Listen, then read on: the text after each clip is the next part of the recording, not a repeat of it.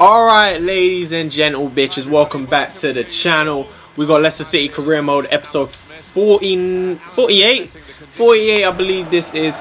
Two more parts until the big 50, which we may do a live episode for 50, which will be, I'm not too sure. We'll see how it works out. But I'll try and make it some sort of special episode. Maybe we'll do a live match with live episode with more than one game in it. Maybe we'll see how that goes. That's a little bit difficult, kind of, but we'll see how that is. But anyway, we're starting, as you can see, with a game against Aston Villa. Still quite a low team in the Premier League pecking order. We started off well. Jovetic being able to put it into the back of the net off of the rebound from the Mahrez shot. However, as you can see, Mahrez was offside in the build-up to that goal. I guess disallowed goal that didn't really count. Aston Villa able to come back in the 30th minute with a shot, which we really shouldn't have let them even get off, straight from a free kick, really, and then into that position. And we come back with our own free kick 40 minutes into the game. Mahrez forcing a good save out of the keeper. Brad Guzan, I think it is. Actually, no, that's not Brad Guzan. Usually they do play Brad Guzan against me, but this time obviously not. 48 minutes in, and Marco van Ginkel opens up the score. Marco van Winkle, whatever you want to call him, he puts it into the back of the net with a brilliant strike there. 49 minutes in, after testing the keeper quite a few times, threatening to make a good chance, we finally just take a long range shot, I guess. Tired of trying. It actually is Brad Guzan in the goal. It didn't actually really look like Brad Guzan in that last highlight, but it is Brad Guzan. We did manage to beat him with this long range effort, and what a way to score your first goal for your new club. It seems like a lot of players in this team like to score very good goals as their first goal for the team, but regardless, we'll take any goal as long as it goes into the back of the net. Ben Hamer this time being forced into a very good save. I think he got his hand on that from Bakuna's strike. We'll see right here. Yep, Ben Hamer just pushing that around the post. Ben Hamer didn't have the best of episodes even last time out. Thought about dropping him, decided to keep him in the lineup. It's played by Grenier into Ayoze Perez right here, and it's another good save out of Guzan. So 87 minutes in, Aston Villa still have a chance to get something out of this game thanks to the save from Barry Guzan, and it is put into the back of the net there. Aston Villa able to get something, pull themselves level into the game with a chance. Brad Guzan's made a few good saves in this game, and it worked in their favour in the end. They were able to take advantage of the good saves that he made. He hung them in there, and it's Kostic in the end who produces a brilliant shot from the edge of the box. So Van Ginkel scores a great long range strike, which Guzan can't really do anything about. And then Kostic scores one for them, which I'd say Ben Hamer can't really do much about that. He maybe could have, I don't know. I feel like maybe I'm a little bit too hard on Ben Hamer, as he's beaten there by a Bonglehor shot, which actually ends up hitting the post. But that's how the game ended. Aston Villa's equaliser in the 87th minute did end up grabbing them a point in this match, and we did drop a point. That's definitely a drop point from our perspective.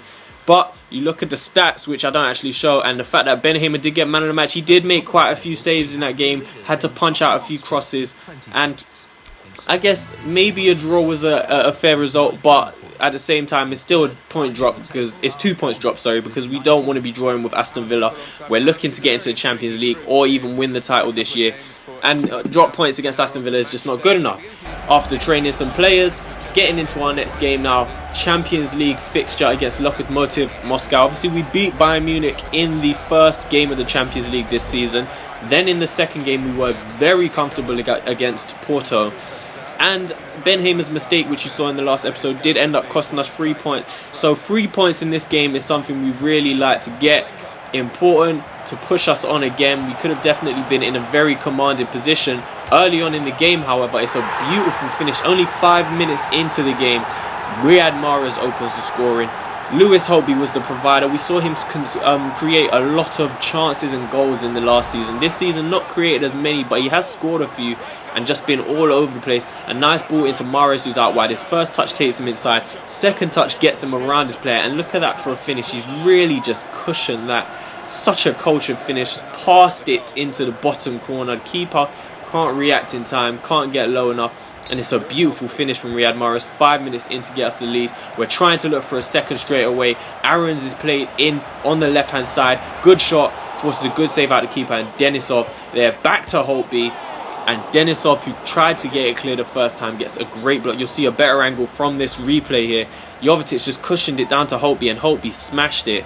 And you could maybe make a claim for handball, but I'd probably say not. That's rather more ball to hand rather. But another chance for Leicester City there as Lamela shuffles the ball onto his left foot. 20 minutes in, 3 good chances for us on top in this game. Lamela getting into dangerous positions. Look at how many players we had in the box right there. We had about 5 players in the box, and that's the big difference this season. We're creating a lot more chances, but at the same time we're conceding a lot more. However, in the 20th minute of this game, right from the resulting corner, we are able to double our lead. It's scoring goals this time and not conceding in this game so far. Definitely on the top foot. King Power Stadium, the fans, they're getting what they... Well, matter of fact, actually, I don't think this is the King Power Stadium. It did actually look like it. I don't think it is. We may be away in this game. I wasn't really paying attention. I'm sorry. Do not hold it against me. However, at the end of the day, all that matters is we are 2-0 up. Van Ginkel again going on a nice decent run, but his shot is straight into the keeper's hand. So 30 minutes in, we've created a ton of chances and we've taken a 2-0 lead. Locomotive finally getting their first chance in this. Niasse, the guy who has just recently signed for Everton. I'm not too sure about him, to be honest. We'll see how he performs in the Premier League, but he forces a save out of Ben Hamer. The first thing Ben Hamer has really had to do in this game. And at halftime, we are able to go in with a 2-0 lead. Look at the beautiful footwork and dribbling from Lamela. Sliding it over to Holtby. Sliding it over to Mahrez. Into the second half. 3-0 from Mahrez. It's the same combination again. Holtby across to Mahrez. Mahrez on his left foot. And that's another beautiful finish. Just lovely finesse. And that's all come from Lamela's great feet and dribbling. Slides it. Just working the ball from side to side. The kind of football you tend to see when one team has 10 men, maybe it makes it a lot easier to just shift the ball from side to side and open the team up. But this time, that will come from Lamela taking on players, drawing players out of position and opening up space. 85 minutes in, game coming to an end, 3-0 up. Grenier has a chance to get his first goal, but it's a brilliant block from Shaw Luca there, ex-Tottenham player, so fuck him. And then, final chance of the game, Fabian Schär getting up well for a header into the keeper's hands. However, that's a beautiful performance at the end of the day for the team, and you see we come out with a 3-0 win, so I'm very happy with that, because as you guys have seen, we've had a little bit of a stuttering stop-start beginning to the season where we've dropped points where we shouldn't have dropped. We've conceded a lot of goals, but this game we completely dominated. We created a lot of chances and we took 3 of them to get a 3-0 win, clean sheet. Not really much more you could ask for. Some nice goals in that game, confident display, and we're taking that result into our next game at the King Power Stadium against Chelsea in the Premier League. This is the lineup we went with. Grenier started in the middle with Van Ginkel. Lewis Holtby did get a start along with Mahrez and Aarons. El Mohammadi playing at right back, and then you look at the Chelsea squad and you see players like Anye, Kalas, Shadiev, Atsu. Usually Chelsea like to play youngsters against you in this team, and usually players like Kalas are always against you, and Atsu as well. And I looked at this squad and I thought I can really come out and win this game, because this Chelsea team is not strong at all. You see the players who are on the bench like Oscar and stuff like that.